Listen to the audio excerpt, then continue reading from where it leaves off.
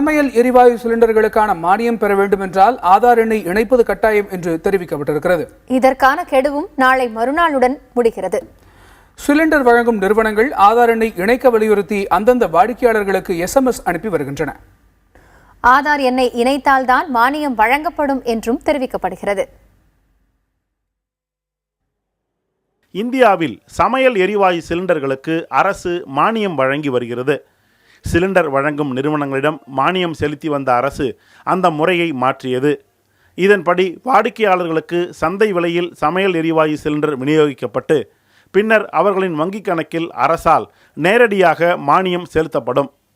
அனைத்து வாடிக்கையாளர்களும் இதற்காக வங்கிக் கணக்கை இணைத்துள்ள நிலையில் கடந்த ஜூலை மாதம் வாடிக்கையாளர்களுக்கு அந்தந்த நிறுவனங்களின் சார்பில் ஒரு அறிவிப்பு வெளியிடப்பட்டது. இதன்படி செப்டம்பர் 30க்குள் ஆதார் எண்ணை வங்கிக் கணக்கிலும் சமையல் எரிவாயு இணைப்பு வழங்கிய நிறுவனத்திடமும் சமர்ப்பித்தால் மட்டுமே மானியத் தொகை வழங்கப்படும் என்றும் அதுவரை மானியம் நிறுத்தப்படும் என்றும் தெரிவிக்கப்பட்டது. இந்த கெடு நாளை மறுநாள் நிறைவடைகிறது. அதற்குள் ஆதார் எண்ணை இணைப்பவர்களுக்கு இந்த 3 மாதங்களாக நிறுத்தி வைக்கப்பட்ட மானியத் தொகை வழங்கப்படும். செப்டம்பர் 30க்கு பிறகு ஆதார் எண் இணைத்தால் நிறுத்தி வைக்கப்பட்ட தொகை வழங்கப்படாது. ஆனால் அடுத்து புக் செய்யப்படும் சிலிண்டர்களுக்கு மானியம் செலுத்தப்படும் என தெரிவிக்கப்பட்டுள்ளது. இந்த நிலையில் இதுவரை ஆதார் எண் கிடைக்கப் பெறாதவர்களின் நிலை என்ன என கேள்வி எழுப்புகின்றனர் பொதுமக்கள். கேஸுக்காண்டி மானியம் கிடைக்கணும் அப்படிங்கிறதுக்காண்டி பதியணும்னு சொல்கிறாங்க. ஆனால் நான் இப்போ தான் ஆதார் கார்டு பதிஞ்சேன். அது உடனே இப்போ பதியலைன்னா அதுக்கப்புறம் கிடைக்குமா இல்லாட்டா கிடைக்காதா? எங்கள் வீட்டுக்கிட்டனா எல்லோரும் இப்போ தான் பதிஞ்சிருக்காங்க. அது பதியல அப்படின்னா மானியம் கிடைக்குங்க, பதியல அப்படின்னா மானியம் கிடைக்காது அப்படிங்காங்க. இப்போ 30ஆம் தேதி பதியலைன்னா அதுக்கப்புறம் பதிஞ்சால் கிடைக்குமா இல்லாட்டா கிடைக்காதா என்னன்னு எங்களுக்கு தெரியலை. சிலிண்டர் வழங்கும் நிறுவனங்கள் ஆதார் எண்ணை இணைக்க வலியுறுத்தி அந்தந்த வாடிக்கையாளர்களுக்கு SMS அனுப்புகின்றன.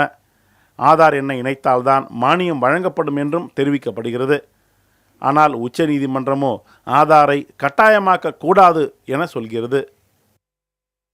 சிலிண்டருக்கான மானியம் பெறுவது குறித்து மக்களுக்கு பல்வேறு கேள்விகள் இருக்கும் நிலையில் இங்குள்ள கேஸ் நிறுவனங்களை தொடர்பு கொண்டு கேட்டோம். அவர்கள் அதற்கு தெரிவித்த பதில் என்னவென்றால், செப்டம்பர் மாதம் 30ஆம் தேதிக்குள் வாடிக்கையாளர் ஒருவர் தங்களது ஆதார் எண்ணை வங்கி கணக்கு திறந்து அந்த விவரங்களை கொண்டு கேஸ் நிறுவனத்திற்கு கொடுத்தால் ஜூலை, ஆகஸ்ட், செப்டம்பர் என 3 மாதம் அவர்கள் பெற்ற சிலிண்டருக்கான மானியம் முழுவதும் சேர்த்து வழங்கப்படும் என்றும், அதே வேளையில் செப்டம்பர் 30ஆம் தேதிக்கு பிறகு பதியக்கூடிய புதிய விவரங்களுக்கான மானியம் என்பது அந்தந்த மாதத்திற்கு கிடைக்கக்கூடிய வாங்கக்கூடிய சிலிண்டருக்கு மட்டுமே அந்த மானியம் கிடைக்கப்பெறும் என்றும் தெரிவித்துள்ளனர். அதே வேளையில் எந்த நேரத்திலும் மானியம் கொடுப்பது என்பது தடைபடாது என்றும் உறுதியாக தெரிவித்துள்ளனர்.